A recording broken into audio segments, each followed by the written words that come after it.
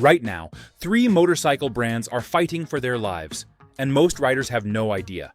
Tariffs you never voted on are raising the cost of every frame, fork, and fender crossing a border. Financing rates are choking dealers. And corporate bean counters are making decisions that could kill the bikes you love before 2027 even arrives. We've pulled the documents, trade schedules, court filings, and real dealer invoices. The numbers don't lie. In this video, you'll see exactly how these brands are being squeezed by policies that treat motorcycles like poker chips in a trade war. What does that mean for you? Higher prices, thinner parts support, and brands your kids may never get to ride. Stick around till the end, as the last name is the one that'll hurt the most. Number 3. KTM. Power always looks invincible until the bills come due. For years, a bright orange name from Austria rode high on racing wins, aggressive growth, and the kind of confidence that makes a company think the throttle will never need to roll off. Tariffs are exposing how fragile that assumption can be. There was a time when watching orange bikes dominate dirt, rally stages, and race grids felt like watching a rising empire. Each championship added to the myth. Dealers were proud to carry the brand. Riders believed they were buying into a company on the move, not one fighting for survival. Production climbed, plants expanded, and partnerships across Europe and Asia multiplied. It all made sense in a world of easy credit, booming demand, and open borders. That is not the world we are in now. Behind the scenes, that expansion came at a price. High volume meant high fixed costs. New facilities, new tooling, and new staff are not cheap. The company leaned heavily into emerging markets, betting that selling smaller displacement machines in places like India, Southeast Asia, and Latin America would keep the growth engine roaring. Those bikes often carry thin profit margins, so the business model depended on moving a lot of units while keeping supply chains efficient and parts costs under control. The tariffs creep in as a few percentage points here, a retaliatory measure there, until suddenly cross-border shipments that used to be routine start to hurt. For a company that sources components from multiple countries and relies on overseas partners for manufacturing, every new barrier adds friction. When a brand is already in legal restructuring, with its parent filing for court-supervised self-administration, that friction turns dangerous.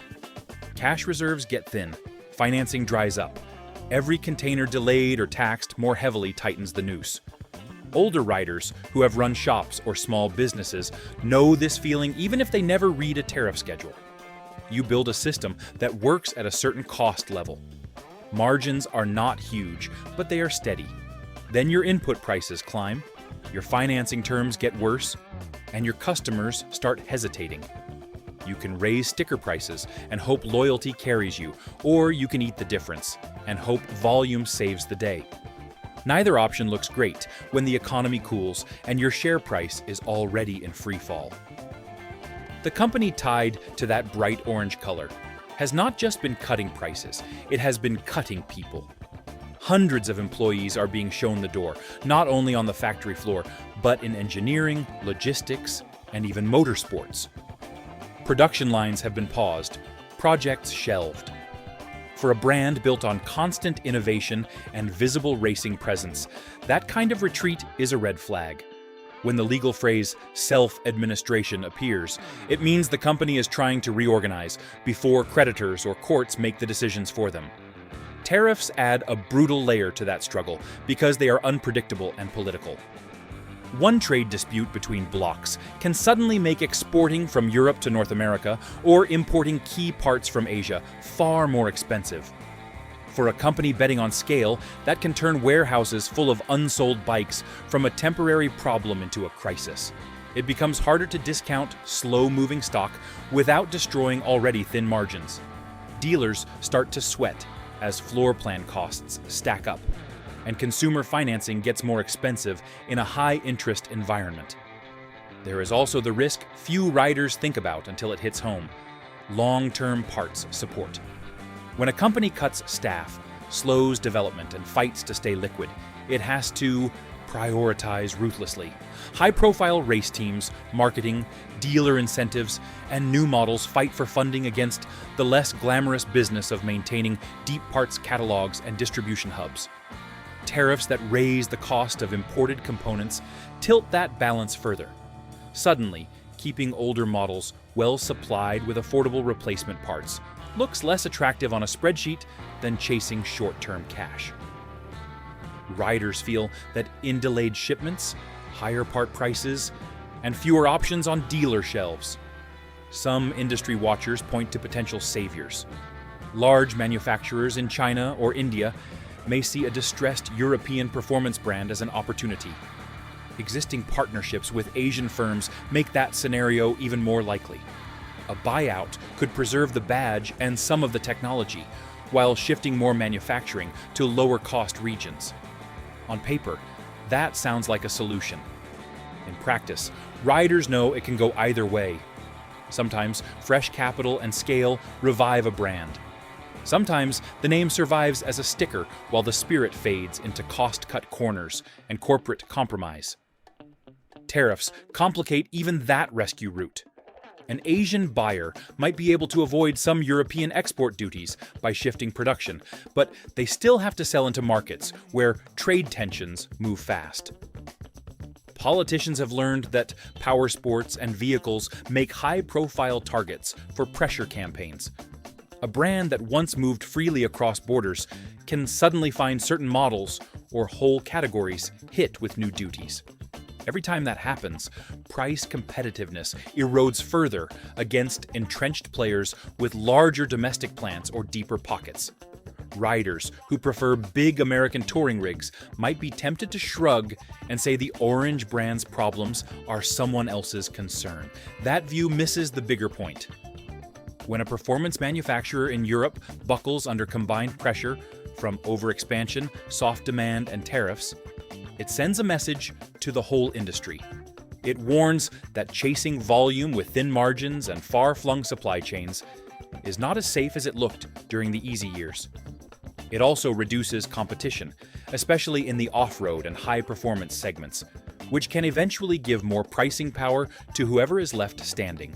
Fewer strong players rarely benefit riders in the long run. Culturally, the orange name was built on aggression, daring, and mechanical bravado that drew riders who loved mud, ruts, and fast corners. Watching that spirit dragged down by financial strain and trade politics feels like seeing a fearless racer slowed by flags and penalties, not by any lack of skill. If tariffs continue to rise between major trading regions, the path forward for this brand looks narrow.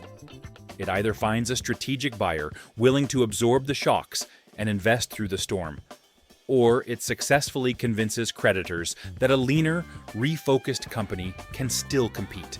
That means trimming dead weight, managing inventory honestly, and making smarter bets about which segments to chase. It also means being brutally realistic about where bikes are built, where they are sold, and how vulnerable those paths are to political whim. Performance alone will not be enough.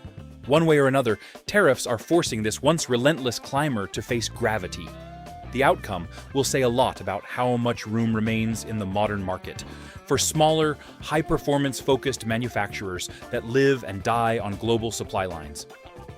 However it ends, the lesson will echo far beyond one color of plastic and steel toward other names that thought the rules of math and politics did not apply to them. If you want straight talk on where the motorcycle world is really heading, hit like, subscribe to stay ahead of the industry spin, and share your own take in the comments so other riders hear what you are seeing today. Number 2. Harley-Davidson. There is a certain sound that still turns heads at a fuel stop. A deep, steady heartbeat, a little rough around the edges, backed by chrome and luggage that has seen more miles than some cars. That sound has meant American road freedom for generations. It also masks a hard truth few riders think about when they hit the starter. Every one of those big twins depends on a global web of steel, aluminum, electronics, and shipping that politics can choke in an instant. For a long time, the big Milwaukee name felt untouchable. Good years, bad years, it always seemed to find its footing again. Older riders remember when cheap imports were supposed to wipe it out in the 1970s and 1980s. Instead, it regrouped, leaned hard into heritage, and came back swinging. Government protection on heavyweight bikes played a role back then. Many riders saw that as the country giving a homegrown legend a second chance. The tariff talk today is very different. Modern trade fights rarely single out one friendly brand as a favorite. They slam whole categories, whole regions, and then trigger retaliation from the other side. When politicians use tariffs as leverage against Europe or Asia, they are not worrying about the price of a full dresser in Kansas. They are worrying about headlines and balance sheets. Yet every new percentage point slapped on steel, aluminum, or exported motorcycles eventually lands on those showroom floors and service bays. The old idea of tariffs as a shield has quietly flipped. On the home front, the brand still cuts and bends a lot of metal inside American borders.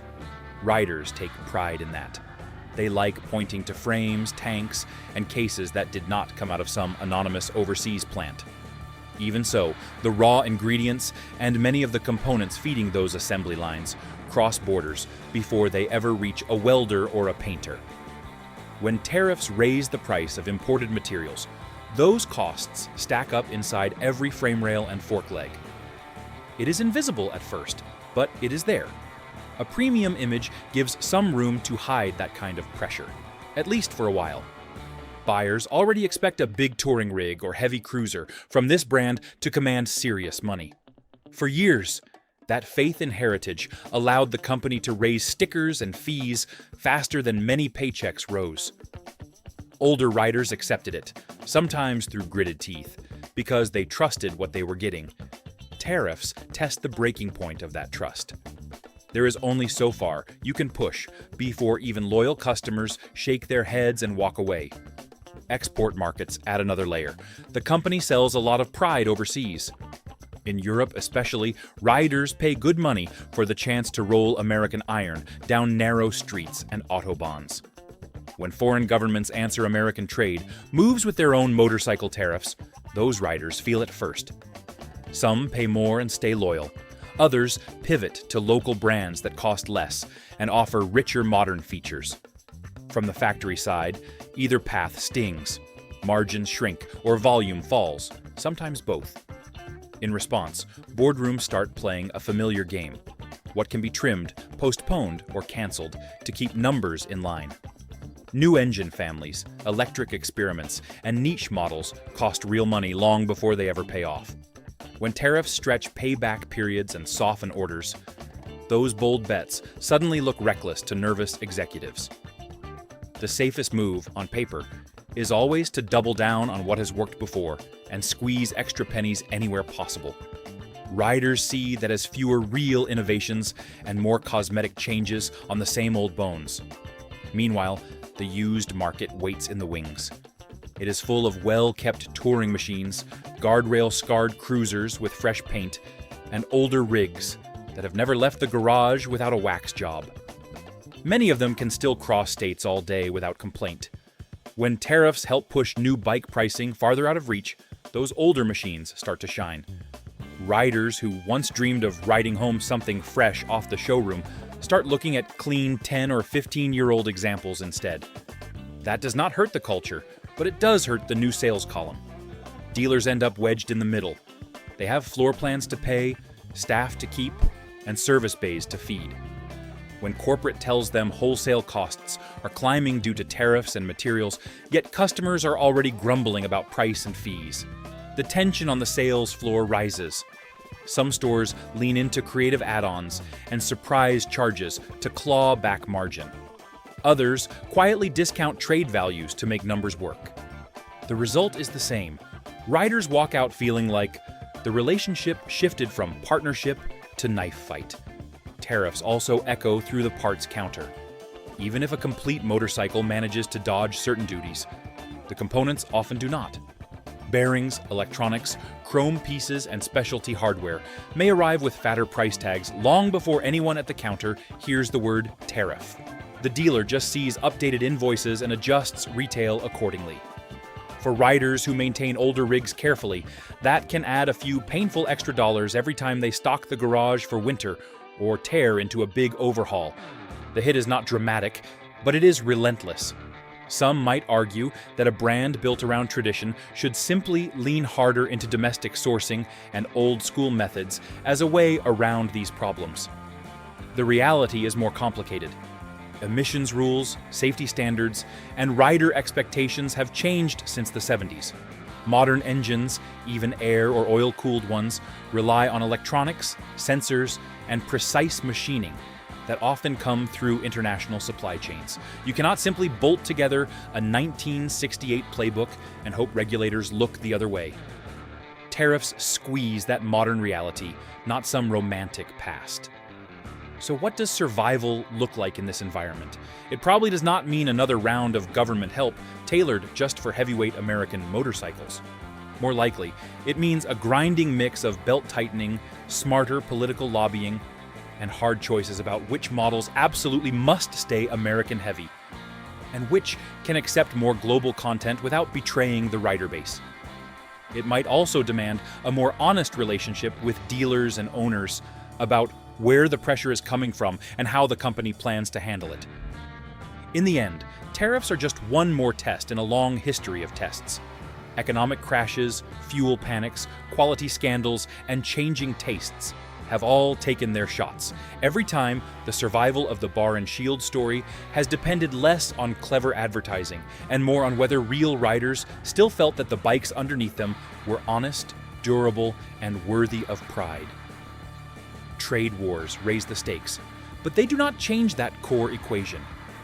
Watching how this company responds to the pressure will tell older American riders a lot about whether the badge they grew up respecting is still being run by people who understand the weight it carries.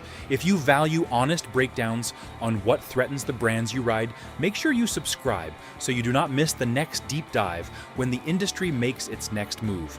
And riders need clear, experienced voices like yours. Number 1. Indian motorcycle. Some names feel light when you say them.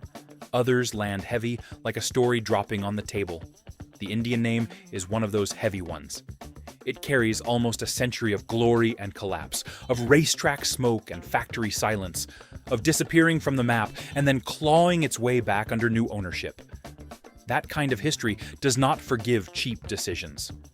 It also does not leave much room for error when tariffs start turning every shipment into a more expensive gamble. Older riders remember when Indian existed more as a ghost than a brand. You saw the name in black and white photos, in museum corners, in crusty stories about board track racers and early American highways. Then, after years of false starts and badge-slapping pretenders, serious money stepped in. Real engineering, solid build quality, and a full lineup returned. For the first time in generations, there were again two American legends facing each other across the showroom. That mattered. It brought back a kind of balance. With that comeback came a promise, spoken or not. The promise that this time the name would be respected, not just milked. The promise that the revival would not be another quick flip by a company chasing nostalgia cash. Riders with long memories watched closely. They looked past the brochures and paid attention to metal, wiring, fit, and finish. They also watched how the company handled its own symbolism. When a brand uses native imagery, history, and a loaded name like Indian, it steps into territory where respect is not optional. That is why the quiet removal of the full-color headdress logo struck such a nerve. For some riders, the change looked like a thoughtful adjustment to modern times, a way to show respect toward native communities by reducing caricature.